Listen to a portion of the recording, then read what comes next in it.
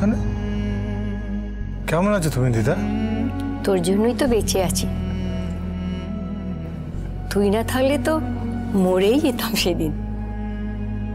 আমার জন্য আমি ছাড়া আর কেউ মরেনি। আমি কাউকে কোনোদিনও মারিনি। কি বললি? না, কিছু না। তোর তো দেখে মনে হচ্ছে খুব খিদে পেয়েছে। কিছু খাওয়া হয়নি বলে মুখটাও খুব শুকনো, তাই অমন করে হেয়ালি করে কথা বলছিস। না না, তা নয়। আমাকে বোঝাস না, দাঁড়া।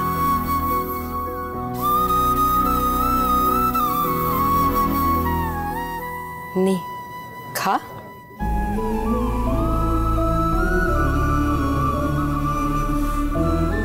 নে, খা।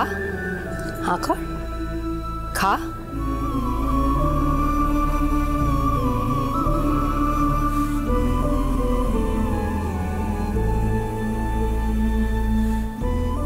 মন্দিরের বাইরে একজন রোজ গরিবদের খাওয়ায়, তাই তো চলে আসি। সে তুমি ভালো করে দিতা। এই খাবার যদি তুমি আমায় খাইয়ে দাও তাহলে তুমি কি খাবে? মা কালী আমার খাবারটা ঠিক জোগাড় করে দেবে, তুই অত ভাবিস না। নে, খা।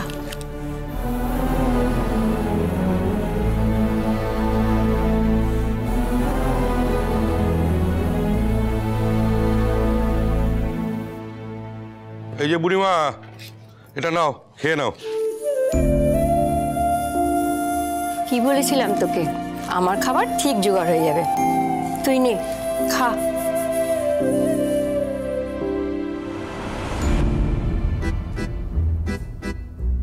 বসো।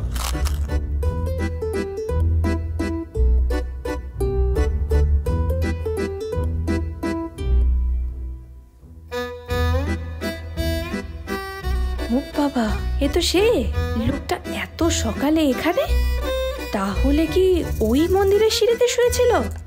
কখন ওখানে উঠে গিয়ে বসে কচুরি খাচ্ছে, তাও আবার ফ্রিতে পাওয়া কচুরি। গরিব দুঃখীদের জন্য বিলানো ফ্রি কচুরি, তাতেও ভাগ বসিয়েছে। কি আজব গুন্ডা লোক রে বাবা। লজ্জা বলে কোনো বস্তুই নেই। যাই, আচ্ছা করে দু কথা শুনিয়ে দিই। না থাক, সকাল সকাল দরকার নেই বাবা ওই গুন্ডার সঙ্গে ঝামেলা যাওয়ার। তোর বাড়ি নেই রে বাবা?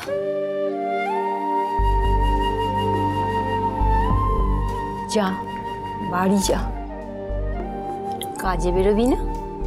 যদি আমার ওই ফাইনাল সেটেলমেন্টে যদি সই না করে তাহলে কিন্তু আমাদের সবাইকে বিপদে পড়তে হবে। বাড়ি আছে দিদা, বাড়িতে যাব। উড়ান সোম থেকে রবি প্রতিদিন রাত ৮টায় স্টার জলসায় ও ডিজনি প্লাস হটস্টারে।